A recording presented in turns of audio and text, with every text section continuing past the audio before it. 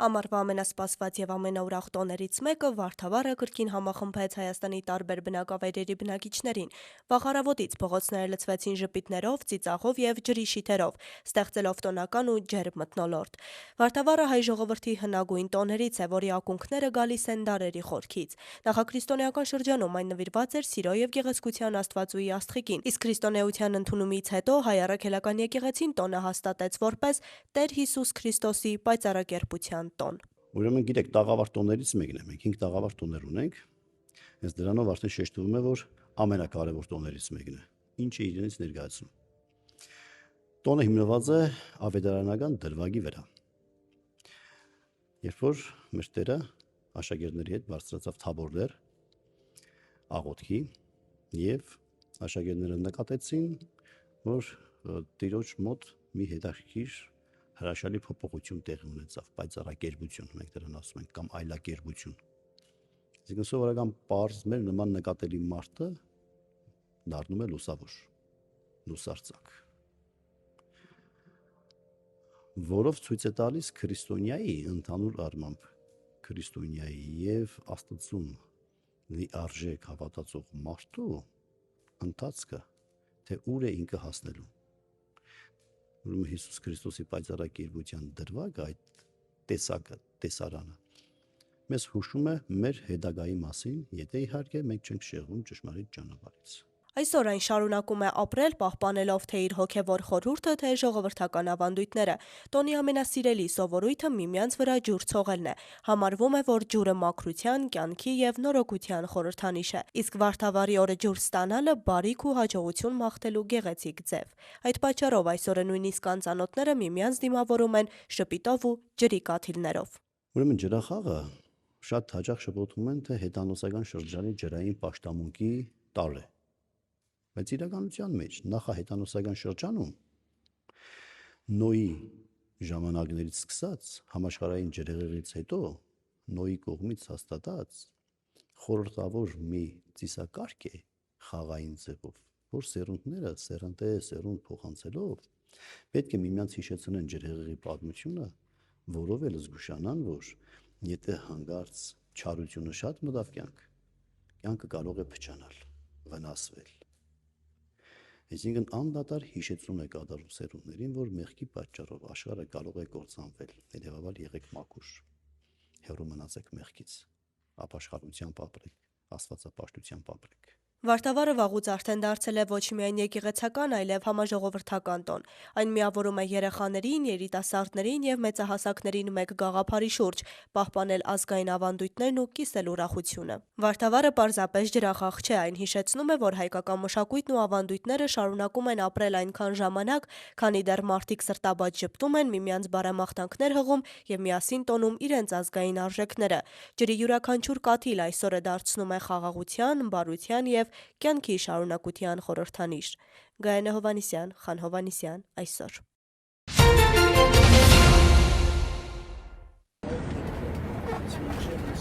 Բերթավանում չկա մեկը, որ չիմանա Ղալինջաքարի պատմությունը։ Մինչև հիմնական զրույցի բռնվելը բերթավանցիներն առաջինն այս հարցն են տալիս գյուղ մտնող ամեն այցելուի։ Մեր բերթը բարձրացել եք, պատմությունը գիտեք, չխախտելով ավանդույթը գյուղապետ Արամ Զուրաբյանի ուղեկցությամբ գնում ենք ամրոց։ Գյուղի խորհրդանիշն է եւ բերթի անունից է մեր գյուղը, նախկինում մեր գյուղատեղը այնտեղ է եղել։ Բերթի հարակից տարածքում է եղել մեր գյուղը։ 9-րդ դարի վերջին Բագրատունյաց թագավորության շրջանում Հայաստանի հյուսիս-արևելյան սահմանները պաշտպանելու համար տասնյակ բերթեր են կառուցվել։ Դրանցից մեկն էլ Բերթավանի ամրոցն է, որտեղ թշնամու հարձակման ժամանակ պատասպարվում էին մոտակա գյուղերի բնակիչները։ Դարեր են անցել, Հայաստանի սահմաններն այս ընթացքում շատ են փոխվել, բայց բերթը կարծես դարձյալ սահման է հսկում։ Ապրել սահմանին ես կասեի առաջ երթին պատիվ է, որովհետեւ ըստ իս սահմանը հենց սահմանում ապրողն է շենացնում, առհասարակ հայրենիքը սահմանում ապրողից է, աստեղից սահմանից է սկսվում։ Խորհուրդ կտամ առհասարակ բոլորին, գոնե մեկ անգամ գտնվեն սահմանում, գտնվեն այս հանգստության մեջ։ Ամրոցի հարևանությամբ Սուրբ Նշան եկեղեցին է, որը նույնպես մտադիր են վերականգնել ու դարձնել զբոսաշրջային կենտրոն։ որը խոնարհված եկեղեցիա ինքը գրեթե անհայտ հայտնի չէր, մենք այստեղ Բերթավանը չունի եկեղեցի, մենք որոշել ենք այստեղ մաքրել ենք բարեկարգման աշխատանքներ ենք տարել ու մատուցել ենք Սուրբ Պատարագ, այդ ձևով նույնպես փորձել ենք մարդկանց հասանելի դարձնել, այս ինֆորմացիան հասանելի դարձնել, որ զբոսաշրջիկները տեղյակ լինեն Բերթավանի ու Բերթի մասին։ Ունենք այսպիսի ամրոց, որը որ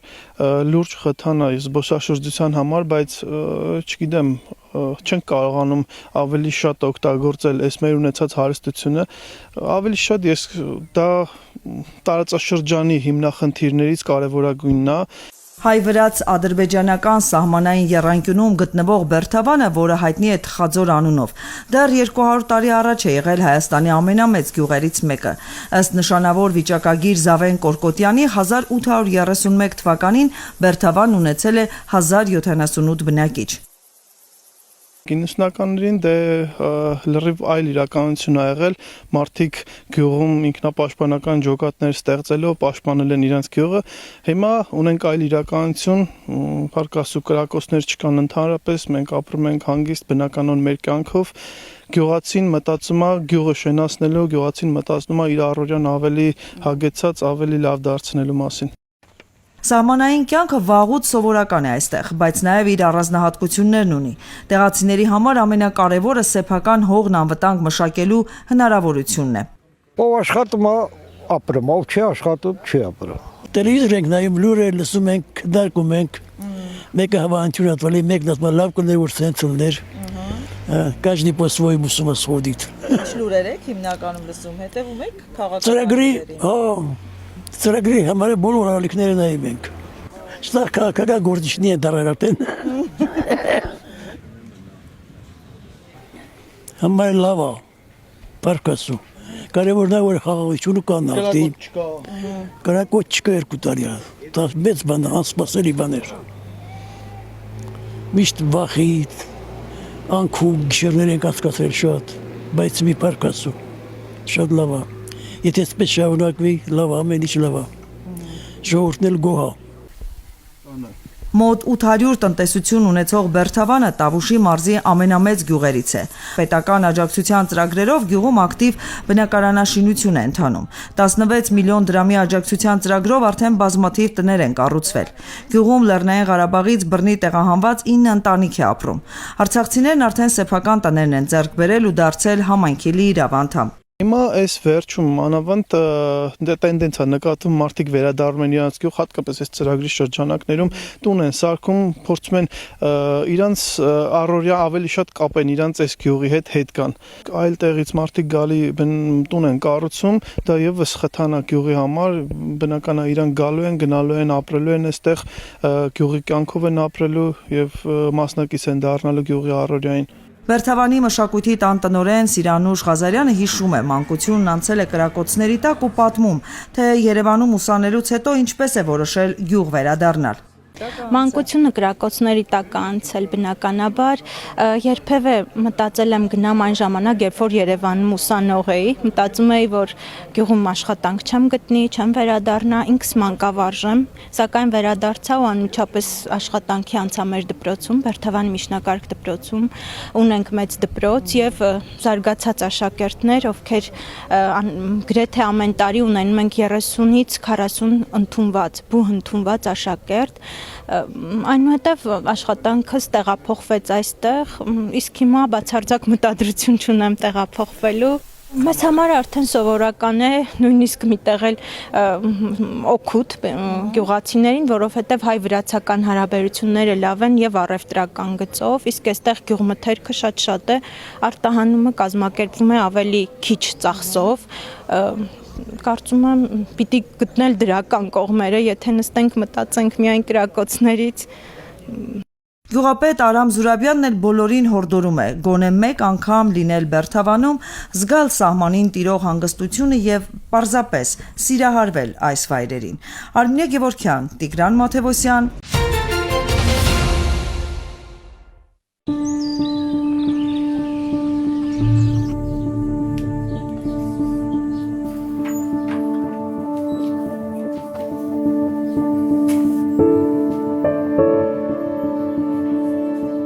Ես Նարեկ Վանյանն եմ, ծնվել եմ Տավուշի մարզի Չինարի գյուղում եւ զբաղվում եմ ստեղծագործական տարբեր աշխատանքներով։ Երբ գյուղում տարբեր խմբակներ էին բացվում, լինի ասեղնագործության, խեցեգործության, ես մեծ սիրով մասնակցում էի ու հենց այդ խմբակների շնորհիվ էլ ձեռք բերեցի նոր հմտություններ, որոնք հետո օգնեցին ինձ զարգացնել իմ ստեղծագործական ունակությունները։ Որոշեցի տատիկիս հի տունը վերածել արվեստանոցի ու այստեղ զբաղվել իմ սիրելի գործով։ Միշտ շատ եմ սիրել երեխաների հետ աշխատել ու հենց դա էլ եղավ պատճառ, որ գալիս են այստեղ, մի փոքր կտրվում են առօրյայից, նկարում են, շփվում են միմյանց հետ ու լավ ժամանակ են անցկացնում։ Ինձ համար շատ կարևոր է, որ գյուղի երեխաները հաճախեն արվեստանոց, ցույց տան իրենց ստեղծագործական ունակությունները ու զգան արվեստի շունչը։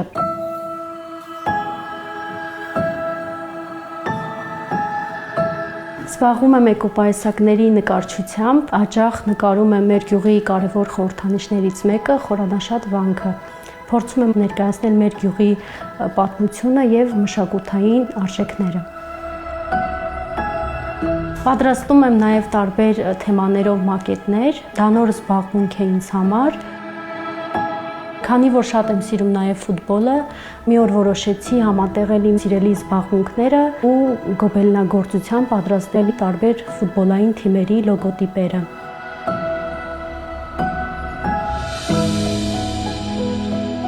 Այսօր էլ ունեմ իմ առցանց էջերը, որտեղ ներկայացնում ու վաճառում եմ իմ աշխատանքները։ Բացի դա, արվեստանոցում նույնպես ունեմ փոքրիկ ցուցասրահ-վաճառքի անկյուն, որտեղ այցելուները կարող են գալ, տեսնել իմ աշխատանքները եւ ցանկության դեպքում ձեռք բերել։ Իմ նպատակն է քաղաքից մարդկանց բերել գյուղ եւ ցույց տալ, որ գյուղում էլ կարող է լինել ստեղծագործական ու արվեստի հետաքրքիր կենտրոն։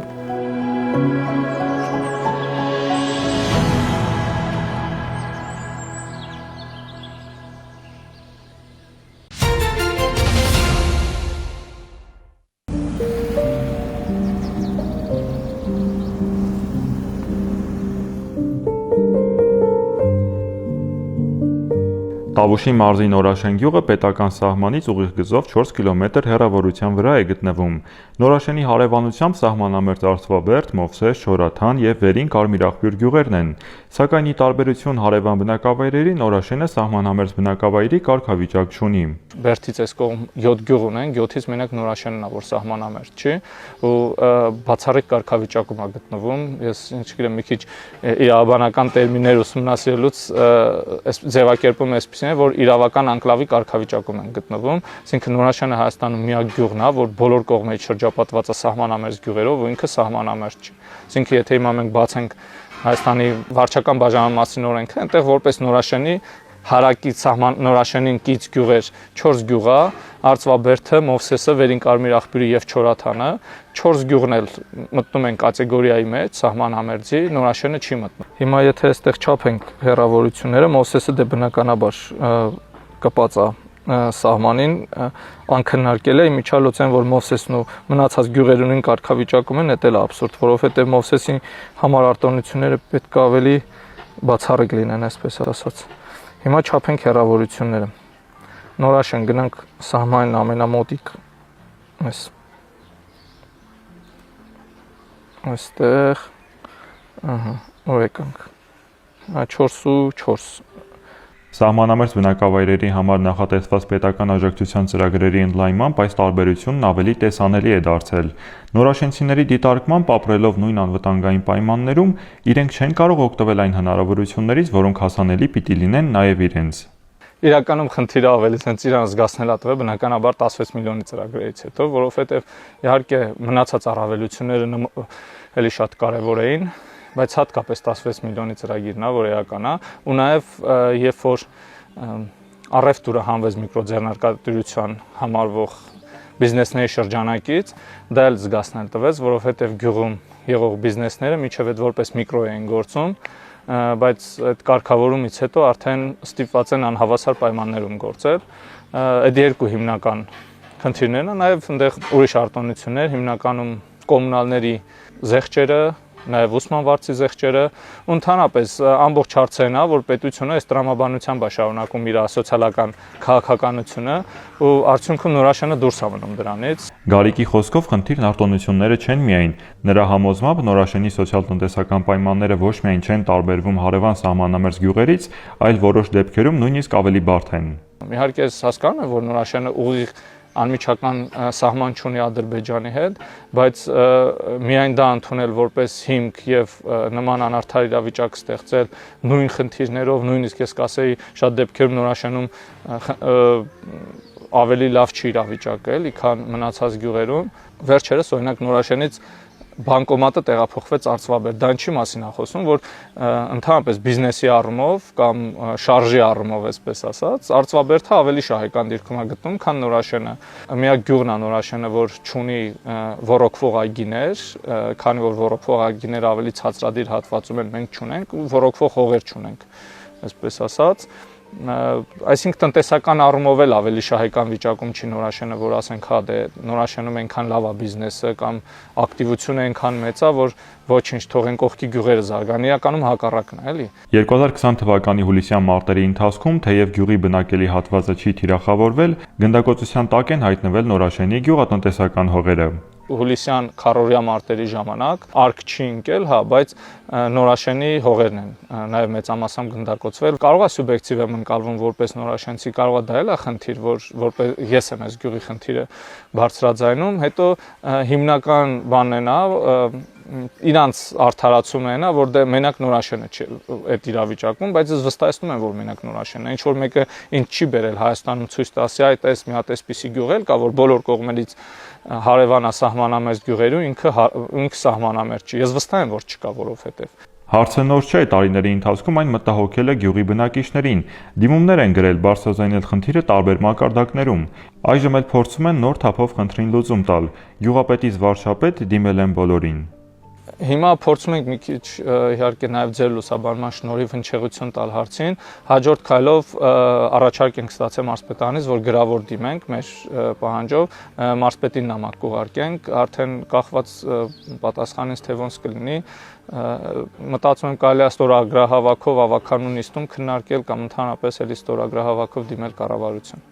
Հիմա մեր գյուղում այս պայն կրթահամալիր է կառուցվում, որը սպասարկելու է Նորաշենին ու էլի բացառապես սահմանամերձ գյուղերի։ Հիմա կարգավորումը հետևյալն է, այն գյուղերում, որտեղ կառուցվում է դպրոց կամ կրթահամալիր եւ աշակերտների թիվը 50%-ն է կառուցող դպրոցի տարողունակության, այսպես ասած, այդ գյուղերում նույնպես 16 միլիոնի ծրագիրը բացվել է։ Մենք ակնկալում ենք, որ մեր գյուղում էլ կլինի, բայց չգիտես ինչ սկզբունքով, ես իրոք չգիտեմ, ինչ սկզբունք են հիմք ընդունել, որ Նորաշենում պետք է կառուցվի 200 հոգանոց դպրոց, այն դեպքում, երբ որ այս դպրոցում ունենք 140 աշակերտ, իսկ սրանից չգիտեմ, եւ մի 10-15 տարի առաջ արդեն 200 եւ ավել աշակերտ է եղել դպրոցում։ Ես կարծում եմ, որ ճիշտ չի գնահատվել Նորաշենի պոտենցիալը, այսինքն գնահատել են այնձ, որ այս գյուղը չի զարգանալու։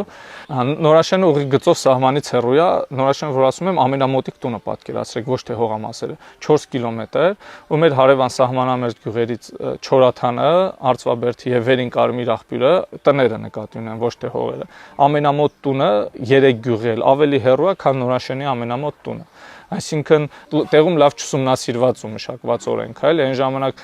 որևէ կերպ պետք է այս հարցին լուծում տրվի, էլի, որովհետև ինքը անարդար է իրավական առումով է նաև անարդար։ Բերդի համայնքապետարանում խնդրին ծանոթ են, նախորդիվ եւս նամակներ ու դիմումներ են ստացել, բայց հարցի կարգավորումը համայնքի տիրույթում չէ։ Սահմանամերձ գյուղի կարգավիճակը տրվում է վարչական որոշմամբ, թե այն իրականությամբ, որով ամեն օր ապրում են մարդիկ։ Այս հարցի պատասխանն են ակնկալում Նորաշենում պետությունից։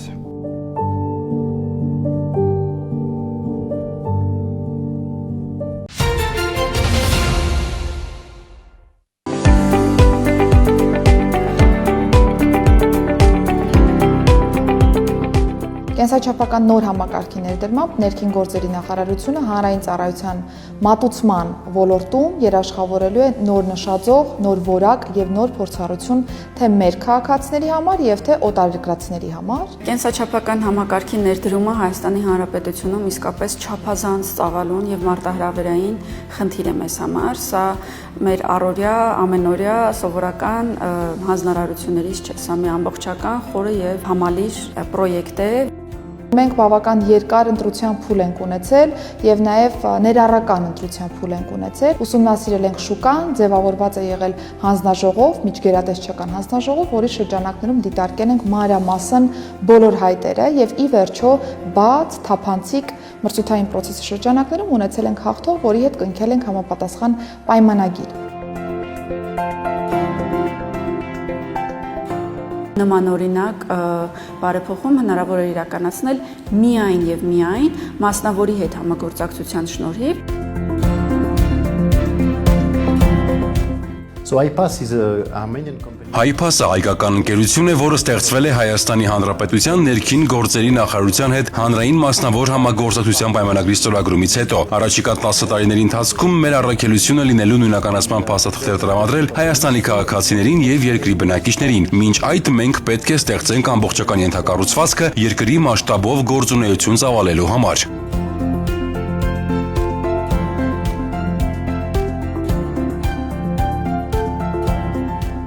Տարիներ շարունակ այս ոլորտը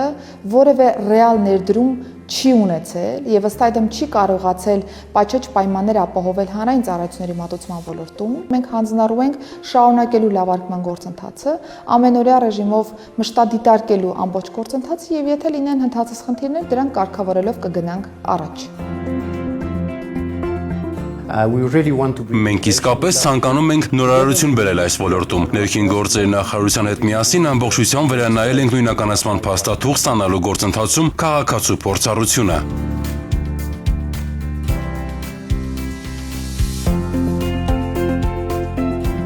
Իրականում նոր կենսաչափական համակարգի ներդրմամբ առաջին հերթին մեր քաղաքացիները կնկատեն ֆիզիկական ենթակառուցվածքի փոփոխություններ, որտեղ որ ավելի պատշաճ պայմաններով կկարողանան ստանալ այս ծառայությունները նոր որակով, նոր ստանդարտով, նոր նաև դիզայնով հագեցած գրասենյակներում։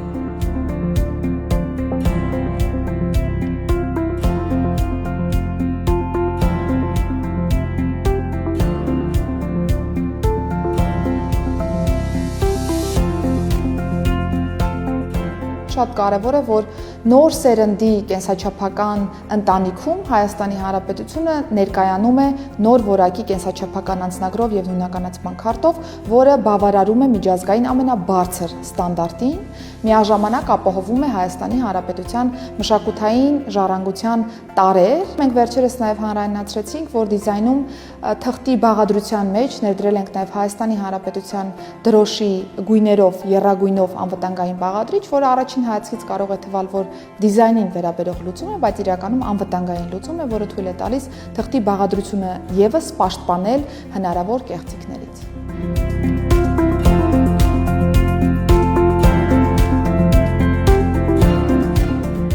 Մեր քաղաքացիները պիտի վստահ լինեն, որ իրենց պետությունը տրամադրում է այնպիսի փաստաթուղթ, որը անվտանգ է, այս պայմանագրի շրջանակներում տվյալների սեփականատերը շարունակելու է համարվել Հայաստանի Հանրապետությունը, մեր քաղաքացիները կարող են վստահ լինել, որ որևէ խնդիր այս տեսանկյունից չկա, մեր մասնավոր գործընկերը որևէ գործարքի շրջանակներում ունենալու է հասանելիություն այս կամ այն տվյալին եւ այդքանով կսահմանափակվի ամբողջ գործընթացը։ Հայաստանի ապագա նույնականացման փաստաթղթերը լինելու են աշխարհում ամենաապահովներից մեկը։ Մենք ունենք հանձնառություն 2026 թվականի աշնանը ներդնելու, այսինքն մատուցելու այս ծառայությունները արդեն մեր քաղաքացիներին, այս հանձնառությունը անշեղ կատարվելու է, որևէ ժամանակային փոփոխություն չունենք այս տեսանկյունից։ Մենք ցանկանում ենք կառուցել մի ընկերություն, որը հասարակության կողմից ճանաչված կլինի իր ծառայությունների գերազանցության եւ արտադրանքի բարձր որակի համար։ Իսկապես պատասխանատու է այն շրջանակը, այն շառավիղով